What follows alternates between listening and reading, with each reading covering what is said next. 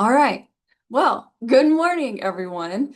I want to welcome you to the webinar today, and I hope you're doing well. But if you can, put it in the chat. How are you doing today? How is this Wednesday treating you? Decent, pretty good. I don't know why this week for me has just seemed really long. Like I thought it was Thursday already, which then makes the week go longer because you're thinking that it's already time for Friday. Yeah, I don't know what it is about this week. It's just felt so long. But I really am excited about this topic. It's the leadership skill that sometimes a lot of people just go over, or they already think they know what delegation is, so why do we need to know more?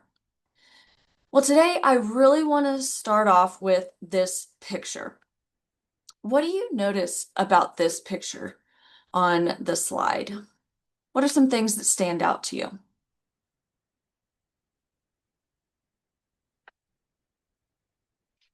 Busy. Yeah, busy. We've got the the picture on the slide right here. Are y'all able to see that? Oh, just kidding. I understand what you're saying. You can't see, right? You can't see through past all the boxes. Yeah. Yeah, you can't see. Exactly. So this is what happens whenever we try to carry everything ourselves, right? We've got reports that we've got to do, we've got meetings, we've got tons of emails, all these requests are coming in, we've got people above us telling us what we need to be able to do, different projects, different tasks. And so eventually, we're so busy doing the work that we lose sight of what we're actually supposed to be doing and actually supposed to be leading. So today isn't about learning how to give work away. It's really about learning how leaders multiply their impact.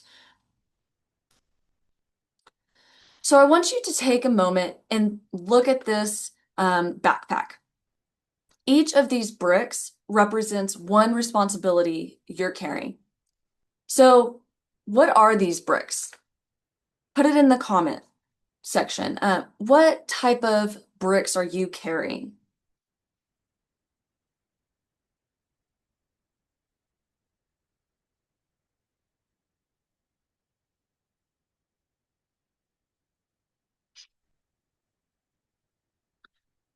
So we've got, yeah, projects and deadlines, strong enrollment numbers. You're always having something kind of weighing you, right? These bricks sometimes are so heavy, and some bricks are heavier than others, right? Sometimes we just need to send that email. It's just a small brick. But sometimes we've got, yeah, enrollment despite federal policy changes. I mean, that is a massive brick that you're carrying, right? And so we oftentimes find that the more capable you become, the more people give you, the more bricks they hand off to you. And at some point, your greatest strength, right, being dependable, getting things done, becomes your biggest limitation because you've been given so much that you are carrying this crazy heavy backpack.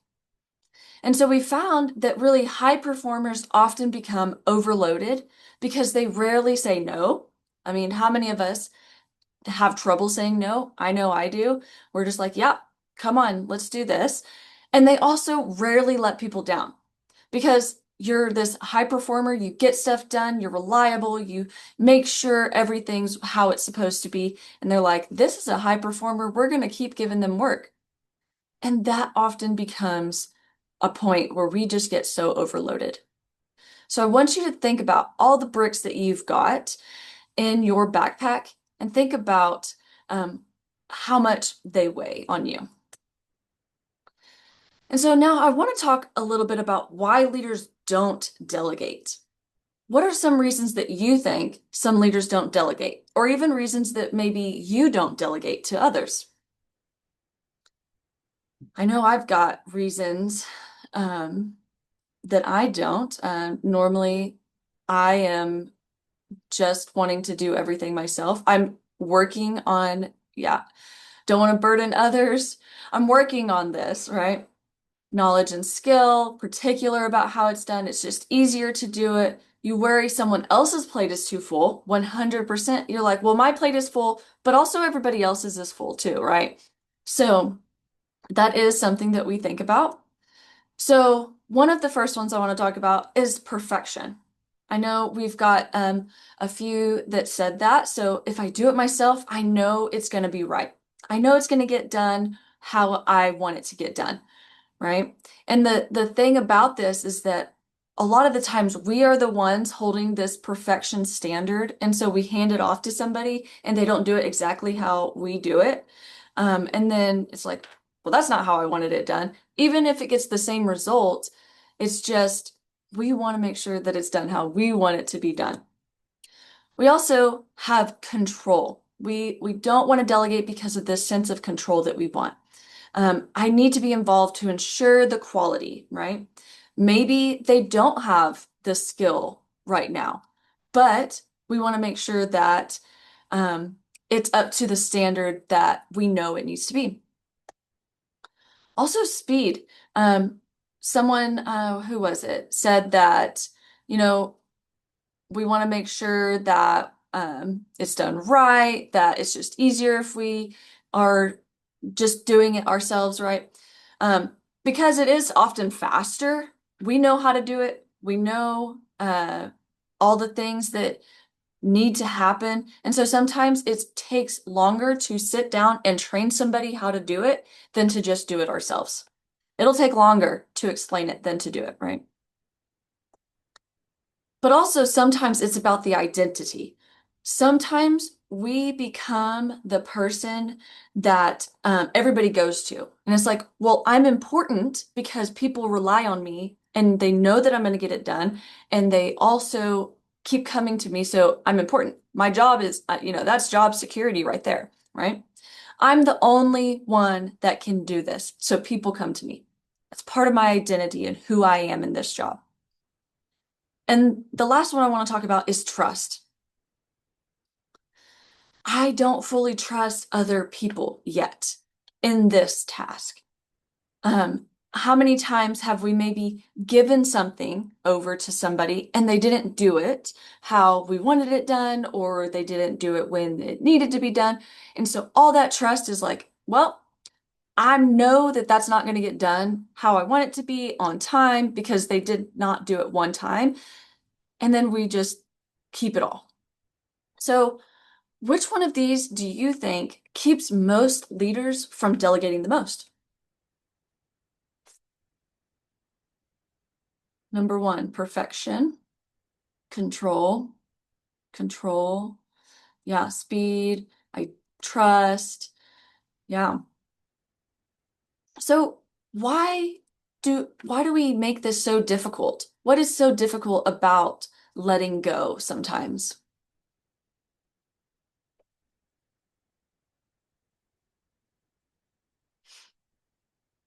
The unknown. Yeah. Have y'all ever delegated to somebody and something doesn't get done, and then you are the one in trouble from your boss because something wasn't done? Yeah, stuff like that happens, right? So then we were just like, yeah, we're just going to keep it on because we do not want that to happen to us. Yeah, whiplash of it negatively affecting how you are perceived, 100%. It's like, well, yeah. And so I want to take this back that most delegation problems aren't time problems. We can make time. It sucks sometimes, especially whenever we've got our plates full. We we can make time though if we really need that person to do it. And it's not often a people problem, because we can coach them, we can train them, but it's a mindset problem that we have. We get it into our mind that this is how it needs to be done, that we have the control, we know it needs to be done this quick, and I can get it done. And so we keep all of those bricks in our backpack. All of the things that y'all are saying are 100% true.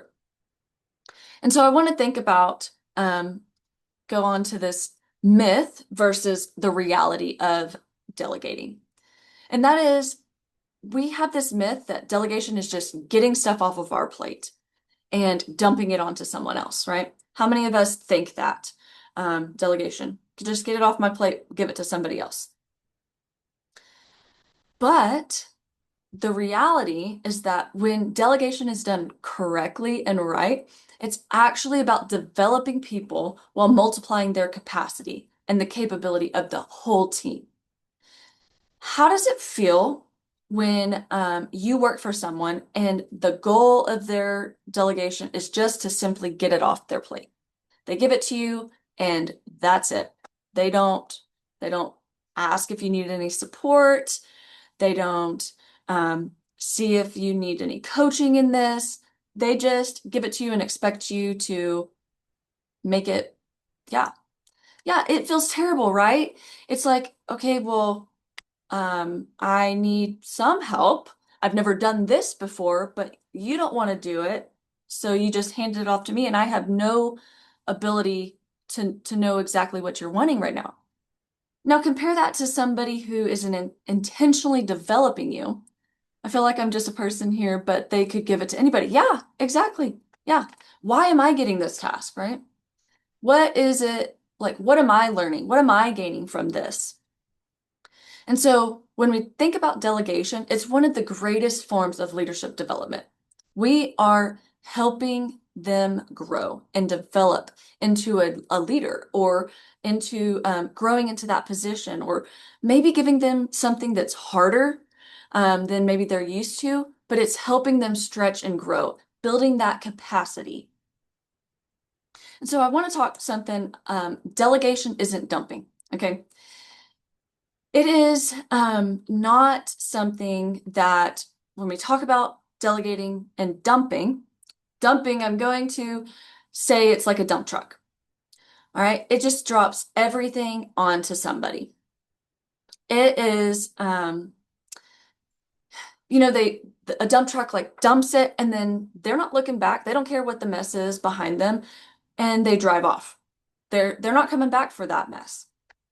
And so I also want to say sometimes in your job, you're not going to like everything that you have to do. And sometimes you are the person that has to do those not fun tasks. And that sucks. I've been there. I've been there. Everybody is just like, yep, you are the person that has to do all the travel. And Anita, you know this too, right?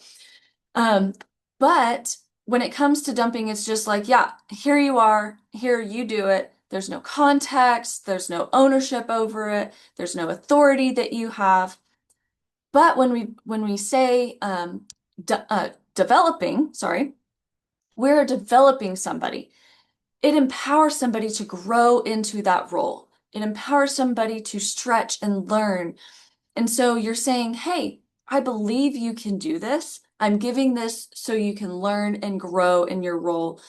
There are clear expectations, there's appropriate support, increasing ownership, giving the whole backpack to someone versus giving, yes, 100%. It's just like, hey, I don't want to carry all this on my back anymore. Let's just give it all to you. And I know you probably already have some bricks in a backpack, but here's a second backpack with all the bricks. Yeah, that's exactly right. And so the difference here is that a dump truck, like I said, unloads everything at once and drives away.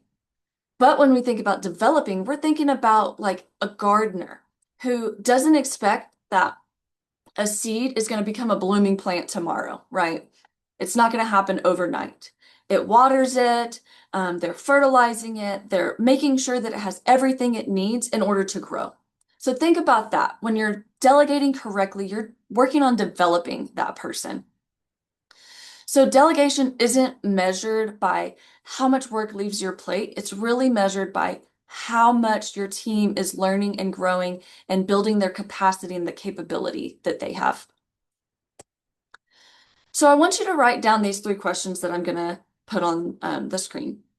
But as I'm going through these questions, I want you to think of one responsibility that you've been holding on to, okay? As we're going through these questions. So think about that. The first question, could someone else do this? If that is a task that someone else can do, delegate it. If it's a task that someone else should learn how to do, delegate it. Does this require my authority or just simply my involvement? Like, do I just need to be aware of it? If you don't physically need to be the one to do it, delegate it. So when you're thinking about your tasks that you have, think about these three questions. You can't keep everything. You can't keep all these bricks, right? And I think that this is one of the hardest things whenever it comes to getting a promotion. You got a promotion because you were good at what you were doing, right? So you have these bricks that are in your backpack, and then you get promoted. Well, you're going to get more bricks. So what are you going to be able to unload off of you to then put onto somebody else? And I think this becomes part of that identity crisis where you are really good at those tasks, and then you get promoted, and then you're having to offload some of these tasks that made you feel important and relying, like people relied on you for these things. And so that's kind of a weird transition period, right?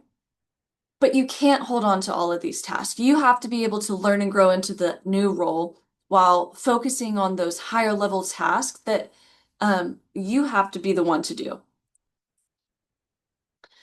So this leads us into the situational leadership model. And I don't know who on here has already learned about this. I love this model. It's by Blanchard. And so if you're ever looking at that, the situational leadership model is a great one. And this is all about, how can we be the best leader for different types of people? And so sometimes we don't delegate because we're afraid that someone isn't ready, and sometimes we're right about that. So the answer isn't to just do it all yourself.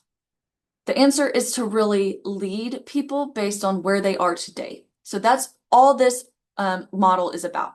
One size does not fit all when it comes to leadership, right? So the best leaders don't delegate the same way to everyone. People often think that delegation it means that immediately giving someone ownership, but instead we need to develop them to delegation. So this model is really, it relates back to that plant in the previous slide. We don't expect that seedling to produce fruit overnight and, just be ready to go tomorrow. But we also don't want to be keeping to water that mature tree like it was a seed. So leadership is really working in the same way. There's different stages that require different leadership. So the situational leadership model reminds us that people need different levels of direction and support depending on their experience and the confidence and where they are in that task. So when someone's new, they need more guidance. They're going to be over here in this S1 quadrant, right? They need guidance and coaching. And as they gain more skills and confidence, they're going through this. We're coaching and then we're supporting, and eventually they have all the ownership they're delegated to, and we can just have that low support behind it, and we're not directing them. And so, in other words, delegation is not the starting point whenever we're talking about delegation. It's really the result of developing people over time. We need to meet people where they are today and lead them towards what we want them to be in the future, what they want to be in the future. Where can they be and learn and grow? So now I'm going to, we've talked about a task that you've identified that you can delegate. That's awesome. But here's where many leaders make another mistake. And Monica, this kind of goes back to yours about I'm just a person here, but they could give it to anybody. This is about that. Match the task to the person. So a lot of the times leaders think about the task before they think about the person. It's really not about like who has the time to do this, but we need to think about who would benefit from this opportunity, this delegation opportunity, right? So the first question is, do they have the skill? If they already have the knowledge and experience, they may be ready to just take on the ownership of it. If they don't, this is a chance that you can become the coach, right? And develop them into that ownership of it. Next, do they have the capacity? So just because someone is your high performer, right? Like we've talked about, it doesn't mean that you need to reward them by giving them more things. Sometimes we unintentionally reward those people by overloading them. And this is my favorite question right here. Will this task help them grow? Right? Delegation shouldn't just solve today's problem. It should really be working on building the leaders of tomorrow, right? So think about what skills this opportunity could help someone develop. And finally, what support will they need? Remember, delegation isn't just giving a task, dumping it on them and disappearing. It really means providing that support and allowing them to learn and own the work that you're giving them. So it's not just about finding someone to take off the work from your plate. It's really about intentionally matching the right task with the right person at the right time. So I want to talk a little bit about this, the cost of not delegating. What do you think happens if we don't delegate? What are some things that maybe you've seen or maybe you've been a part of? Yeah, burnout, 100%. Great current example of struggling with delegating for me, letting family come over and help me unpack after moving. Yeah, very hard because I want to know where everything is, if things were messed up by movers, and where everything has been put for later. But there's so many boxes and it's a lot and could take forever. Yes, 100%, Audrey. I'm that way. I want to know where everything is. I want to be able to put it away. Yeah. Others not developing and then feeling they aren't valued, so they leave. Yeah, exactly. Yeah. So just like y'all are talking about, we've got for you, okay, if you never delegate, we've got burnout. When we continue to carry everything ourselves, we eventually will run out of energy, right? We will spend our time reacting to things instead of leading. We have that decision fatigue. Every decision that we make across the day requires mental energy. If every question, every approval, problem comes through you, eventually your decision making is going to suffer. The bottleneck. This one is huge because I think we all have been a part of where leaders want to make the decisions all the time and they're not delegating um, ownership. And so your team is waiting on you, not because they're not capable of it, but because you've unintentionally become the only path forward. They have to go through you in order to finish the task. And then honestly, stress. And because we have that constant pressure and it follows us home. It affects our focus, it affects our relationships, and ultimately it affects our effectiveness as leaders. But the important part is not delegating doesn't just affect us, it also affects others. So just like y'all were talking about, we have disengagement. People want meaningful work. If we never trust them with meaningful responsibility, they'll just eventually stop looking for opportunities to contribute here. Just like you talked about, Monica. They will leave, right? Dependency. Have you ever worked with someone who asked you every little question? Like, sometimes it's not just because they're incapable. And as a psychotherapist, yes, oh man. Sometimes it's not because they're incapable. Sometimes it's because we've trained them that every answer, every question that they have, we've got an answer for, right? No growth. People don't become stronger just by watching us do the work. They become stronger because they have gone through the work themselves. They have failed just like we have. They have done the work themselves. And we have low ownership. So ownership grows when responsibility grows, right? So if we hold on to everything, our team never gets the opportunity to build that confidence and that ownership. And so think about your own team right now. Which of these costs are you seeing the most right now? Many times it's because they never learned to do things, or I'm the first person they ever found who was willing to help them with XYZ. Yeah, yeah. I mean, we have to be willing to let people grow. We have to be willing to, because we also need to grow in our role, right? So I'm bringing up the backpack again. Yeah, the other part thought is when there is delegation, the hard thing can also be holding people accountable. Yeah, yeah. How do we hold people accountable? Because did we clearly communicate the expectations when we handed it off? Are we clearly giving them the support that they need in order to best complete the task? Yeah. Yeah. And honestly, what does kind of become come across as like micromanagement in that situational leadership model is that beginning stage, right? That directing. And sometimes that could be really frustrating for that person because, well, y'all are learning to trust each other. You're learning to um, see what they can handle, what they need help with. And so you're learning. And sometimes people just always stay in that model, right?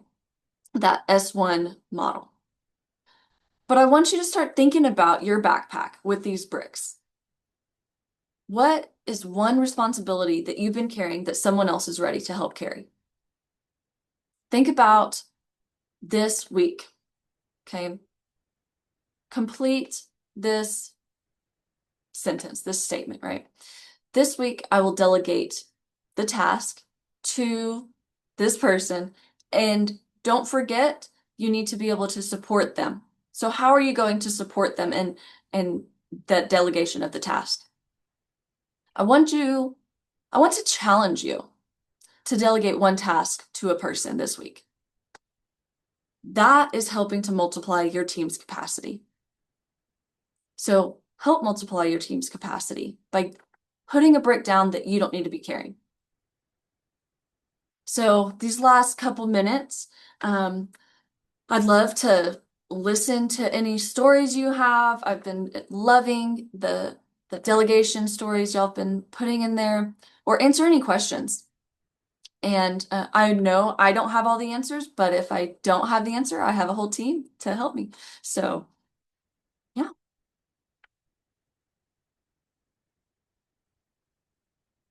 So I want to thank you for joining today and for your engagement. It has been a meaningful conversation to me, and I hope it was meaningful to y'all as well. So make sure you take that backpack off every now and then, y'all. All right. I hope y'all have a great rest of your day.